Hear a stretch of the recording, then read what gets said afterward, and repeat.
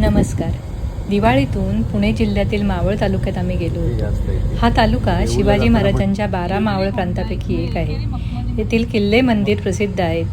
रस्त्याच्या दुतर्फा एकेरी मखमली दिसत होत. येथे जाताना काही गावे लागली.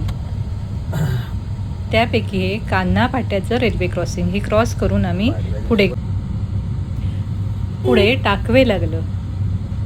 टाकवे गावाजवळ टाटांनी बांधलेलं ढोकळवाडी धरण आहे. 1922 मध्ये हे बांधलेलं आहे. हे अतिशय विस्तीर्ण नदीपात्र आहे. आम्ही पुढे कांबरे गावात गेलो. तिथूनही फार मोठे धरणाचे पात्र दिसत होते. कांबरे गावातली लेणीही प्रसिद्ध आहेत, पण आम्ही तिथे गेलो नव्हतो. तेथील धरणाचे पाणी जे आहे ते पूर्ण शेतीला आणि गावाला पुरवले जाते. ते नळपाणी योजना. मावळ म्हणजे डोंगराच्या पायथ्याशी किंवा डोंगराच्या मध्ये असलेला जो विस्तीर्ण प्रदेश आहे त्याला मावळ प्रांत असं म्हणतात. हा भूभाग येथे शेती केली जाते आणि म्हणूनच शिवाजी महाराजांच्या सैनिकांना मावळे म्हटले जात होते. काही ठिकाणी पवनचक्क्याही दिसते. येथे जाताना मध्ये मध्येच घरं लागत होती. येथील डोंगर, धबधबे आणि विस्तीर्ण नदी हे अतिशय नेत्रसुखद आणि मनोरम्य आहे.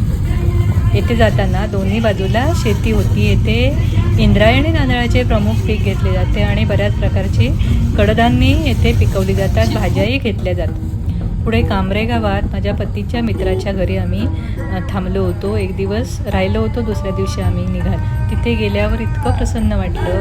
प्रदूषण विरहित हवामान, खूप आल्हाददायक वातावरण, खूप मस्त होतं. बाजूला उंच उंच डोंगर आणि पूर्ण थंडावा, थंडी होती तिथे. तसंच आम्ही निघताना पुण्यात लोणावळ्यात पाऊसही भरपूर पडला होता आणि इथेही पाऊस पडला होता.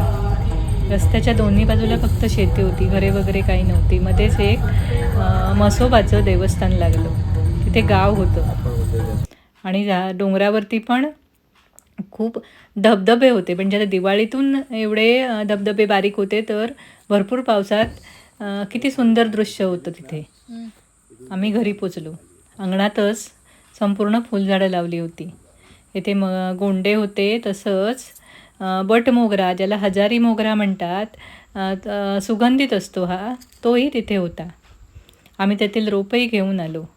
तसंच इथे जुईची फुलं होती. फुलझाडं भरपूर होती.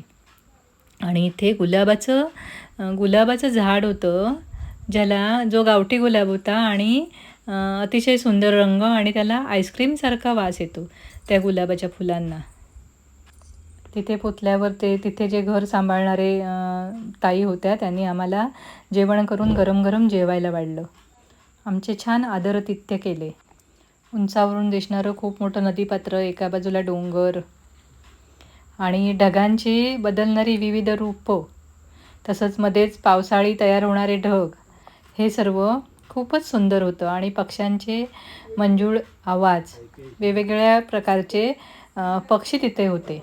रात्री थंडी तर होतीच, सकाळी उठल्यावरही थंडच वातावरण होते. तिथून दिसणारा हा धरणाचा भाग उंचावरून बघताना हे खूपच छान दिसत होतं. सगळं हिरवगार, गरम गरम जेवण.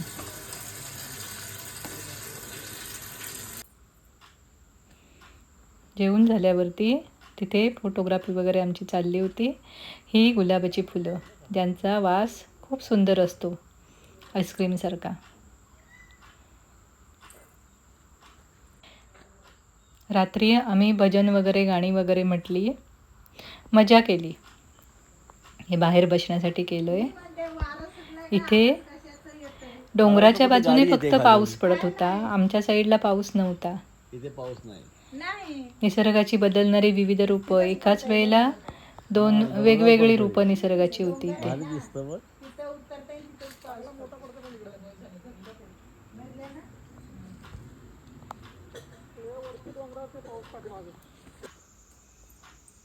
संध्याकाळी निरांजन, दिवाळी होती त्याच्यामुळे पणत्या वगैरे लावणं त्या ताईंचं चालू होतं. संध्याकाळी हे आकाश, काळोख पडल्यानंतरचं आकाश. त्यांचा मुलगा फटाके लावत होता.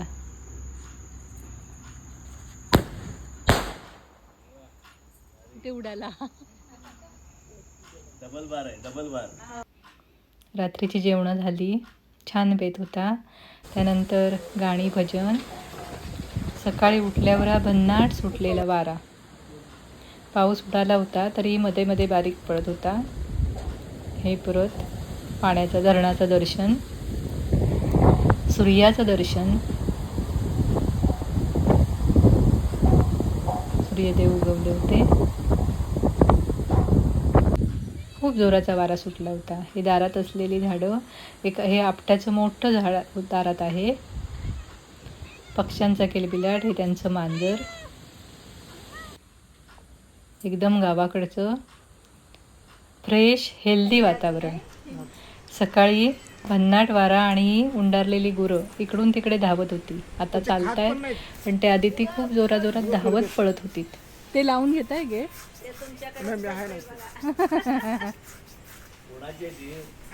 कोण पण सोडते, सोडल्या काय लक्ष देत नाही.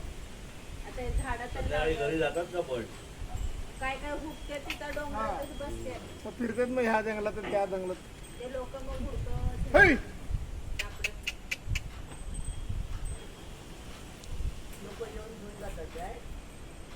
सापडत नाही. ते आधी डोंगरामध्ये लागतात जनावर. असं उलट बघा ना, परत गेले परत आले. ते बघा कसं जाते. नुसती धावतायत ती इकडे तिकडे. खायला गवत चांगलं आलंय. खाते का बघा कसं पळवलंय. परत येणार ते आलते.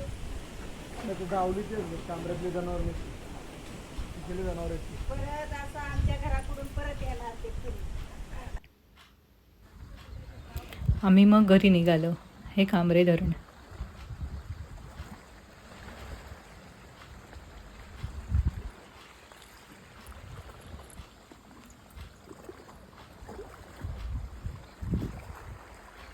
पाण्याला लाटा येत होत्या. पाण्याचा खळखळाट, धरणाचं पाणी छान ऐकू येत होता. तिथून हलू नये असं वाटत होतं. आम्ही इथे फोटोग्राफी केली आणि मग पुढे परतीच्या प्रवासाला निघालो.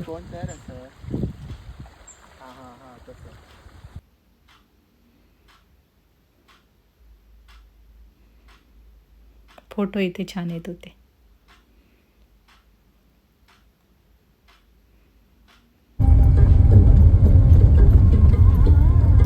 हा परतताना डाव्या साईडचं हे पूर्ण धरणाचं पाणी. खूप विस्तीर्ण, जवळजवळ 100 किलोमीटरवर पसरलेलं हे पूर्ण गावात हे नदी आहे, ही धरण आहे.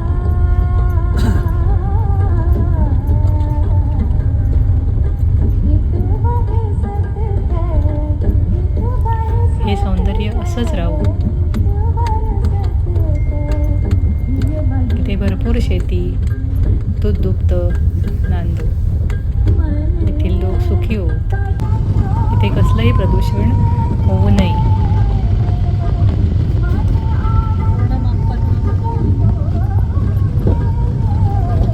छान गाणी लागली होती. पाऊसही पडून गेला होता.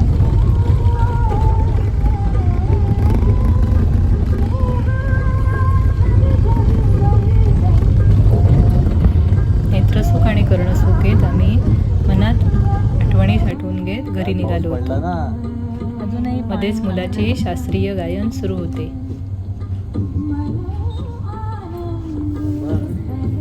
इकडे पण आहेत छोटे छोटे, पूर्ण डोंगराला आहेत. परत परत भेट द्यावा असा परिसर. तुम्ही एकदा तरी येथे या परिसराला भेट द्या.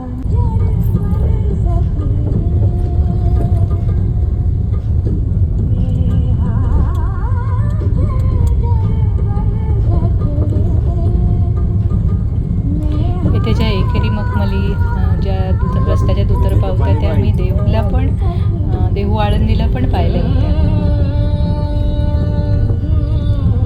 लहानपणी शर्टवर त्याचे स्टिकर आम्ही छाप मारायचो. धबधबे, डोंगरातून येणारं पाणी सर्व नद्यांना मिळतं.